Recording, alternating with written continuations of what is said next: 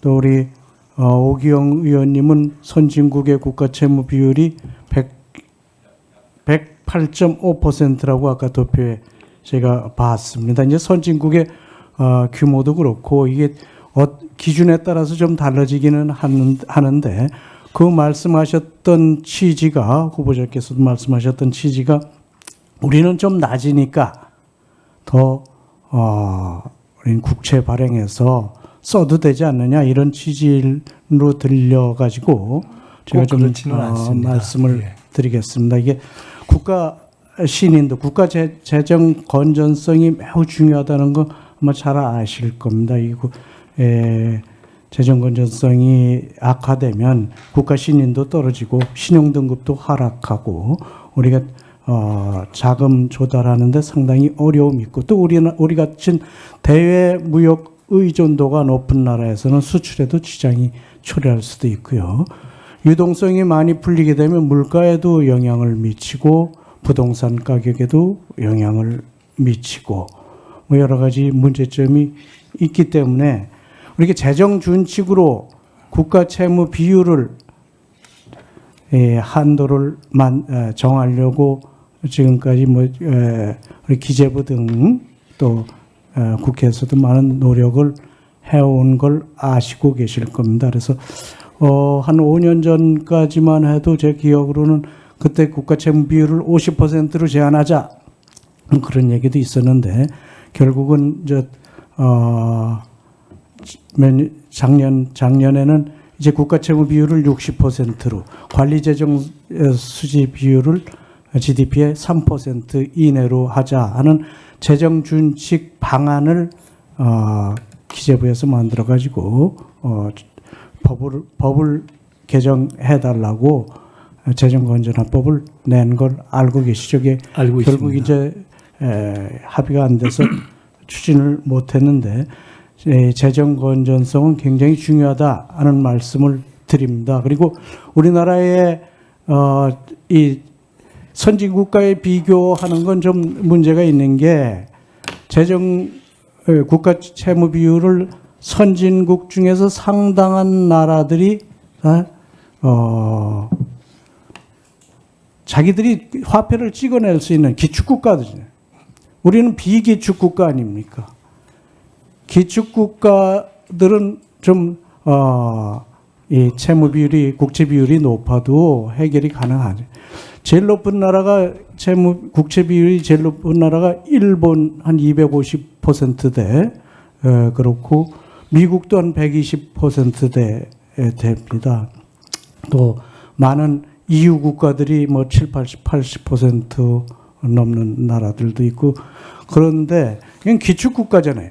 비기축국가 우리 같은 비기축국가는 이 재정 건전성이 그만큼 더 중요하다는 말씀드리고 이거 잘 관리를 해야지 되는 겁니다. 그래서 비기축국가 평균보다 우리나라의 채무 비율이 조금 높습니다. 우리가 중간보다 좀 높은 상태거든요. 그래서 이제 발표된 거에 의하면 우리가 54.5 또 비기축국가 평균이 54.3%. 그래 우리가 조금 높은 편인데 문제는 최근에 우리나라 국가 채무 비율이 빠른 속도로 다른 나라에 비해서 훨씬 빠른 속도로 올라가고 있는 겁니다. 이제 고령화 문제도 있고 우리 여러 가지 의무적 부담 정부에서 의무적으로 부담하는 비용이 상당히 커지고 있기 때문에 이렇게 올라가는 거거든요. 그래서 우리가 국채 발행에는 상당히 좀 신중을 기해야 된다 하는 말씀인데 동의하십니까? 네, 전적으로 동의합니다. 네. 이번에 2차 추경에서 국채 발행이 어느 정도인지 아십니까? 이번에 아마 한 반 정도 될 겁니다. 19.8%인가 그런데요. 네. 19.8조. 그래서 20조에 가까운 금액이 국채가 발행이 돼서 네. 우리 이제 정부 채무가 1,300조를 넘어서는 겁니다. 1,300조. 그래서 국가 채무를 우리가 계속 관리해야지 되는데 2차 추경, 지금 이제 2차 추경인데 앞으로 또 추경을 또 할 때 우리 재원이 없잖아요. 그럼 또 국채 발행해야지 되는데 이런 부분에 대해서는 상당히 신중을 기해야 될 것이다. 특히 민생회복지원금 이번에 소비 쿠폰으로 발행하는 것이 한 13.2조, 국가에서 국비가 10조 3천억인데요.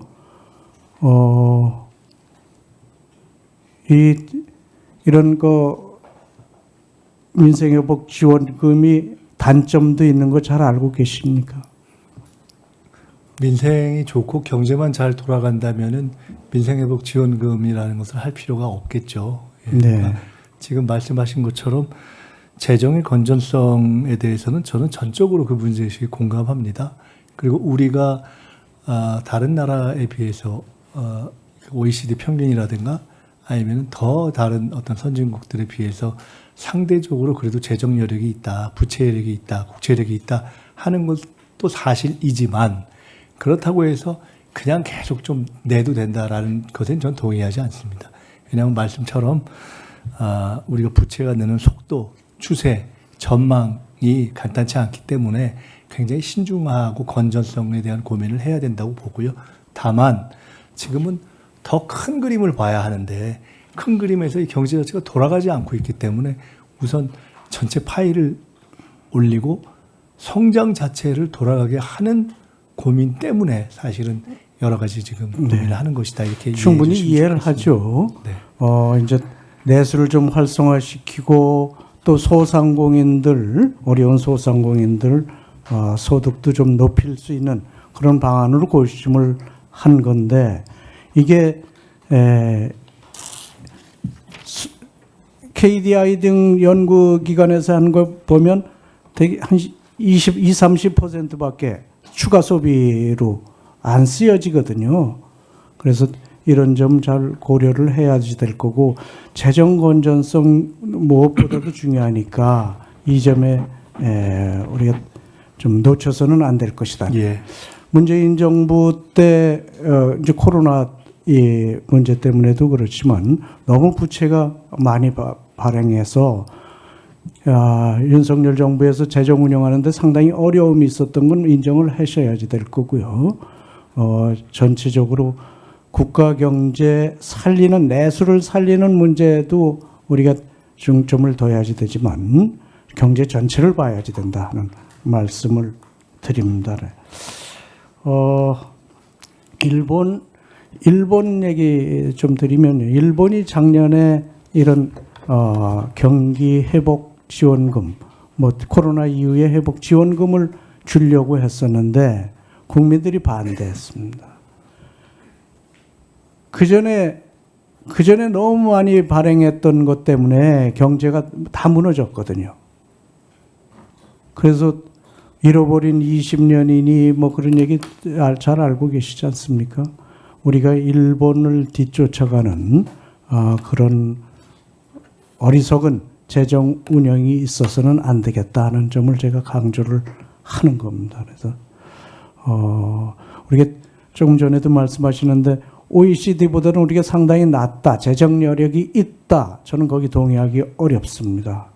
그리고 OECD 보지 마시고 비기축 국가 보시고 재정 여력이 우리가 있는지 한번 다시 살펴볼 필요가 있다 하는 말씀을 분명히 제가 드립니다. 제가 예결위원장하고 그래서 네. 이런 문제에 대해서 고심을 많이 해봤기 때문에 우리 후보자님께 말씀드리는 겁니다. 아까 말씀하실 때 보니까 조금 더 여력이 있는 것 같고 내수에 어려움이 있으니까 좀 이런 지원금을 좀 해야 되지 않느냐 이런 말씀인 것 같아서 제가 염려스러워가지고 말씀을 드린 겁니다. 아까도 말씀드렸듯이 통상적인 확장재정이냐 긴축재정이냐의 관점보다는 더 큰 틀에서 우리가 성장을 회복하기 위한 성장회복 재정이 어떻게 돼야 되는가에 대한 고민이 필요하고 말씀처럼 비기축 국가라는 특성을 감안해서 재정 건전성에 대해서는 어떠한 경우라도 할 수 있으면 지켜나가는 노력은 하는 것이 재정 준칙의 도입 여부와 무관하게 저는 필요하다고 생각하는 사람입니다. 네. 아까 부채 비율 뭐 이렇게 잘못 얘기하셔가지고 내가 언론에도 아까도 많이 정부 부채, 나오던데 얘기했었습니다. 예. 이런 부채 비율에 대해서 개념을 좀 확실하게 가지시고 운영을 하실 앞으로 총리 되시면 그렇게 운영하실 필요가 있다 하는 말씀을 드립니다. 예, 동의하시죠? 감사합니다. 예.